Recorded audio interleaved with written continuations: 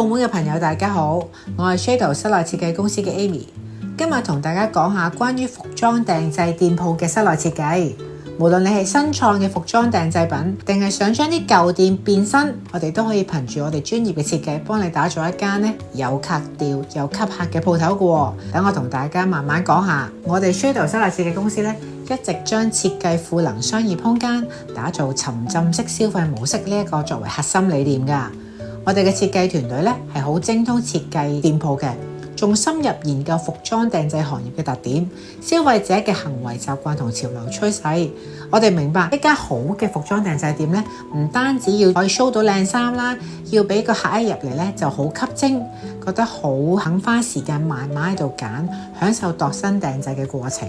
佢會 spend 好長嘅時間喺間鋪頭入邊嘅。首先同大家講下我哋嘅設計最睇重嘅空間規劃。一間專業嘅複製訂製店功能區域一定要劃分得清清楚楚㗎。店鋪入口我哋會設計一個專業又舒適嘅接待區，呢度會擺放梳化或者獨特造型嘅咖啡台，仲會配上一啲柔和嘅燈光同埋啲香薰，等個客一入嚟就可以坐低傾下偈。咁店員亦都可以第一時間了解一個客嘅需要。再入到去就係展示區啦。我哋會根據唔同嘅服裝類型啦、風格同埋目標客群，設計唔同嘅展示方式。好似商務西裝區會用深色嘅展示架，配搭一啲沉穩嘅灰色牆，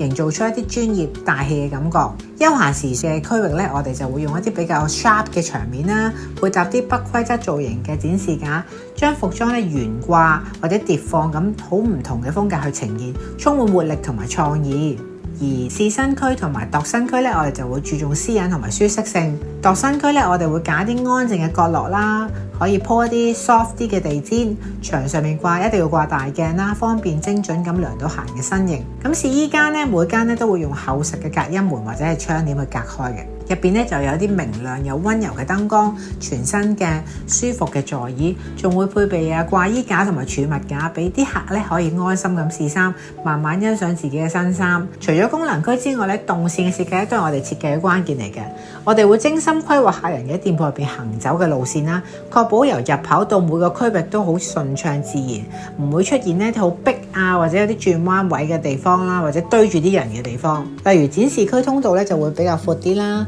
方便個客自由行動，可以近距離欣賞啲衫。而度身區同試身區就會比較近嗰個展示區，方便啲客試完就可以即刻去度身啦。成個流程就可以一氣呵成，無論你想要咩風格，我哋都可以滿足你嘅需求。除咗傳統嘅模特兒展示同埋面料牆之外我哋仲會諗咗好多唔同特別俾人打卡嘅展示方法，譬如懸浮展示架啦，將啲衫好似漂浮喺空中咁呈現，好吸引客人嘅目光。我哋會用簡約嘅黑色衣架配搭白色嘅牆身，形成鮮明嘅對比，清晰嘅展示各種面料。呢啲面料整齊咁懸掛喺度啦，方便好快速咁查找同埋挑選，令 designer 同個客都好容易知道個面料嘅真實感覺，包括色彩紋理墮感等等。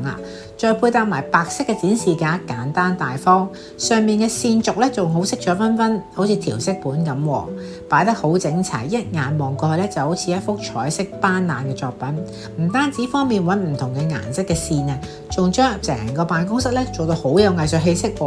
有埋啲精巧嘅小設計，可以為客戶同工作人員更加好咁選擇合適嘅服裝、面料同埋顏色，就協助嗰個成個服裝訂製工程好順利咁開展。我哋嘅設計師喺空間佈局上面模特兒同埋嗰啲掛架結合展示西裝，功能區清晰，方便顧客選購體驗。色彩配搭以中性為主，仲有綠植啦、木質嘅家私調和。整體照明我哋會用均勻嘅天花燈或者係路軌燈，確保全店嘅光線充足明亮，但唔會刺眼。而重點嘅照明就會用射燈聚光燈，精準咁打喺展示嘅服裝上面，突出服裝嘅細節、質感同埋色彩。材質選擇我哋都比較講究㗎，我哋會用啲木質嘅掛架啦、marble 嘅地下啦，方便營造出專業精緻嘅品牌形象。總括嚟講，我哋 Shadow 憑住專業嘅設計團隊、豐富嘅經驗同埋對品質嘅追求，已經幫咗好多唔同嘅服裝店同埋店鋪做咗好多嘅設計項目㗎啦。如果你都想為你嘅服裝店做一個與別不同、有打卡又吸睛嘅客人空間咁你只要同我哋聯絡就可以㗎啦。為你嘅品牌注入靈魂，創造一個與別不同嘅服裝訂製空間。多謝收睇，拜拜。